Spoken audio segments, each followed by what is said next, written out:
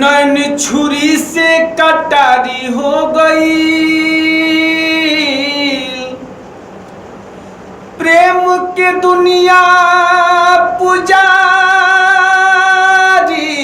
हो गई। केहू नजरिया में आके जब बस जाई तो जनिह कि प्रेम के बीमारी हो गई। एगो भौजाई अपना लहुरा देवर से कहतरी, का कहतरी ये भैया आई रुआ के हम बताओ तनी। आर पियावा सिवान से, पियावा सिवान से, आर की पियावा सिवान से अन्हार भइले आई।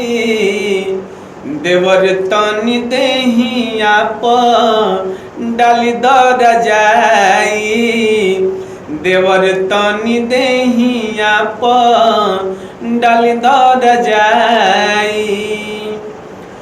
आर की कुछ आराम मिलित पास तनी अईता, जड़ा बड़ा लगे तनी हमें दनवैता।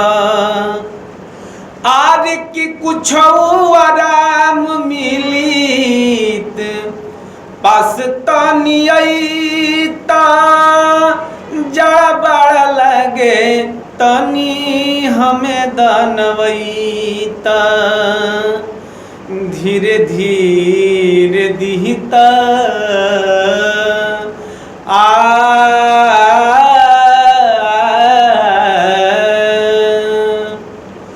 धीरे धीरे दिहता, धीरे धीरे दिहता, धीरे धीरे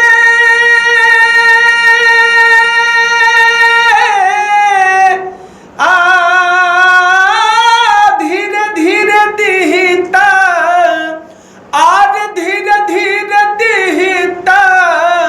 अहै कमरिया दबाई, देवर तनी देहिया पर अरे डाली दर जाई, देवर तनी देहिया पर डाली दर जाई।